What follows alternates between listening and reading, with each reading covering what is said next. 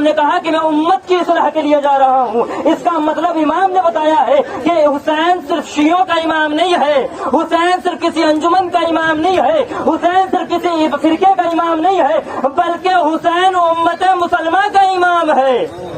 اب اس جلوس میں تمام امت کو دعوت دی جاتی ہے کہ اپنے اپنے فرقے کے طریقے سے آؤ، اپنے اپنے فقہ کے طریقے سے آؤ اور اپنے نذرانے کو پیش کیا جائے۔ صلوات پڑھے محمد و آل محمد پر۔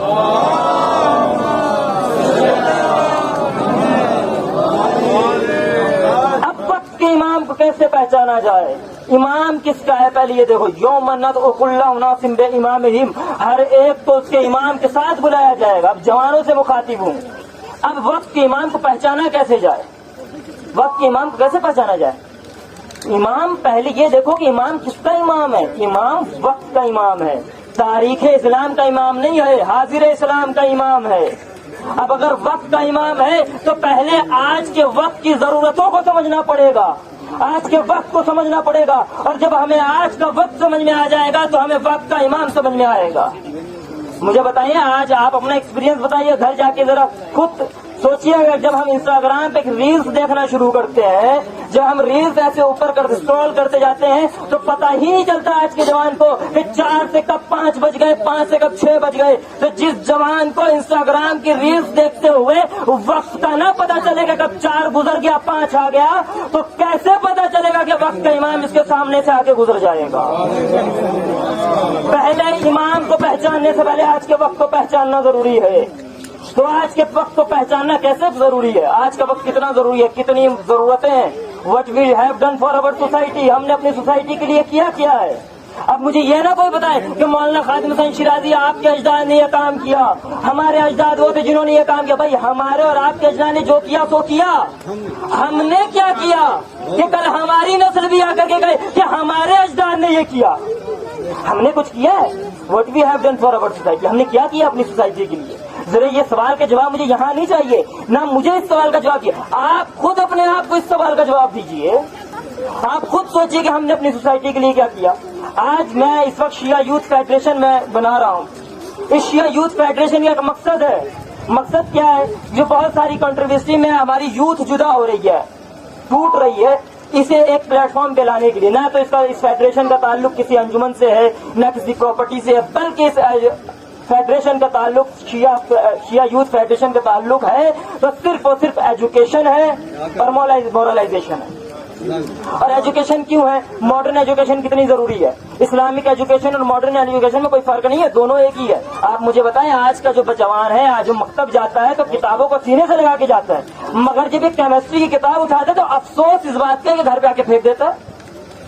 فادر آف کیمسٹری کون ہے؟ Who is the father of chemistry? Jabir bin Hayyan, English میں جیبر کہتے ہیں۔ آپ الجبرک ایکسپریشن پڑھتے ہیں میتھس میں، 6th کلاس میں اس کے فاؤنڈر کا نام بتایا، لکھا ہوگا 6th کلاس کی میتھس کی ٹیکسٹ بک اٹھا کے پڑھیے جے کے بوس کی، آپ کو پتا چلے گا اس کا فادر آف کیمسٹری بھی، فادر آف الجبرا بھی مسلمان ہے۔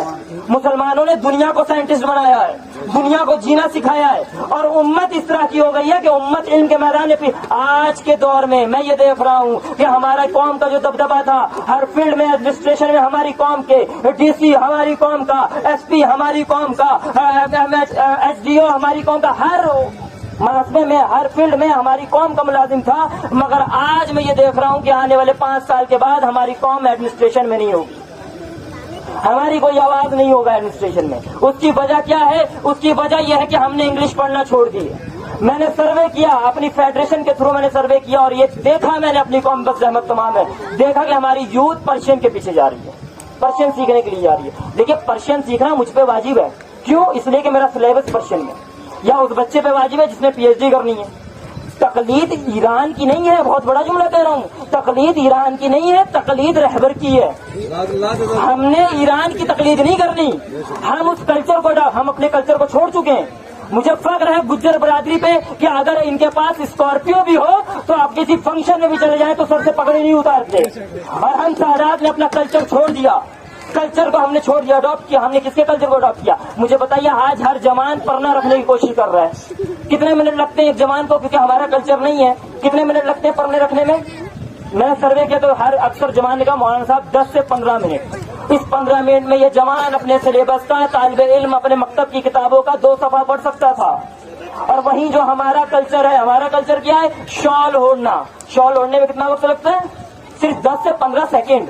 ہم 15 سیکنڈ والے کلچر کو چھوڑ کر 15 منٹ والے کلچر کو اڈاپٹ کرنے کی ضرورت میں پڑے ہیں. ہمیں ایران کی تقلید نہیں کرنی ہے، ہمیں رہبر معظم آیت اللہ خامنہئی کی تقلید کرنی ہے. ورنہ ہمارا دعویٰ بیکار ہے کہ ہم دوسروں پہ ہنستے ہیں کہ انہوں نے فلاں گلی کو یاد رکھا، فلاں کوچوں کو یاد رکھا، مگر نبی کو بھول گئے.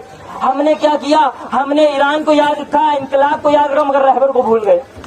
تقلید رہبر کی نا. اب پرشین ہماری قوم کے، میں نے جب سروے کیا تو مجھے اندازہ ہوا کہ 80% لڑکیاں پرشین سیکھ رہی ہیں اور 50% لڑکے پرشین سیکھ رہے ہیں، جس میں سے گنے چنے 20% بچے یا بچیاں مکتب میں ایران جاتے ہیں. باقیوں کو ایران نہیں جانا ہے. اور جس کا نقصان کیا ہو رہا ہے؟ ہماری کمیونٹی ایجوکیشن میں پیچھے ہو رہی ہے. اگر یہی بچہ انگلش سیکھ رہا ہوتا، اگر یہی بچہ یہ اس طرح پڑھتا، میرا پہلا امام امام علی، دوسرا امام حسن، اس نے محض امام کے نام کے سوا کچھ نہیں سیکھا. لیکن اگر یہ پڑھے کہ مائی فرسٹ امام از امام علی، مائی سیکنڈ امام از امام حسن، تو اس نے 5 سال کے مکتب کے سلسلے میں انگلش بھی سیکھ لی اور اس کے بعد یہ ایڈمنسٹریشن میں جانے کی ضرورت بھی رکھے گا، بولنے کی ضرورت بھی رکھے گا. صلوات پڑھے محمد و آل محمد پر. تو لہذا میری گزارش ہے بزرگوں سے کہ اپنے بچوں کو انگلش سکھاؤ، اپنے بچوں کو انگلش سکھاؤ. اور علماء سے میری گزارش ہے کہ مکاتب کے سلسلے کو انگلش میں شروع کیا جائے. اور انشاءاللہ اگر نہیں کریں گے، شیعہ یوتھ فیڈریشن اس چیز کے پیچھے لگی ہوئی ہے. شیعہ یوتھ فیڈریشن اس وقت افریقہ میں، میرے جو استاد ہیں ان سے میں نے بات کر رکھی ہے کہ ہم یہاں پہ مکاتب کے سلسلے انگلش میں کھولیں گے، انگلش میں مکاتب کے سلسلے شروع کریں گے. اور انشاءاللہ یہ ہم شروع کریں گے. تعاون آپ کا ہونا چاہیے. اپنی کمیونٹی کو ایجوکیٹڈ بناؤ، کوالیفائڈ مت بناؤ. کوالیفیکیشن ہونا اور ہے، ایجوکیشن ہونا اور ہے. کوالیفائڈ وہ بھی ہو سکتا ہے جس نے 8ویں پاس کر کے چپراسی لگ گیا، لیکن آج ایجوکیٹڈ کی ویلیو ہے، کوالیفیکیشن کی ویلیو نہیں ہے. افسوس کی بات یہ ہماری کمیونٹی کو کتنا بڑا دھوکے میں رکھا ہے، کتنے بڑے دھوکے میں. آج کمیونٹی کے 80% لوگ، بلکہ میں نے گڑسئی میں سروے کیا، 80% جوان آج 4 سال کی جاب کے پیچھے بھاگ رہے ہیں. یہ جو جابز آ رہی ہیں 4 سال کے بعد آپ کو ریٹائرمنٹ مل جائے گی، ٹھیک ہے آپ کے پاس پیسے نہیں ہے، میں تو مانتا نہیں ہماری کمیونٹی کے پاس پیسے کی کمی ہے، لیکن اگر کمی ہے تو گھر میں 4 بچے ہیں تو 1 کو بھیجو، 3 کو پڑھاؤ. اس لیے 3 کو پڑھاؤ، اس لیے کہ آپ 4 سالوں میں نے دیکھا سارے بچے ادھر جا رہے ہیں. کمیونٹی کا ہر بچہ اس 4 سال کی جاب میں جا رہا ہے. لیکن آپ کو پتا ہے اس کے پیچھے کی حقیقت کیا ہے؟ آپ کو حقیقت یہ بتائی گئی کہ آپ کو سیلری ملے گی، آپ ریٹائر ہو جائیں گے، آپ کا گھر بن جائے گا، اتنے میں آپ ایک گاڑی لے لیں گے. لیکن آپ کو اس کی حقیقت نہیں پتا. میں بتا رہا ہوں، نظامی شیرازی آج وعدہ کر رہے ہیں کہ یہی ہوگا اگر آج بھی ہم اپنی آنکھیں نہ کھولیں.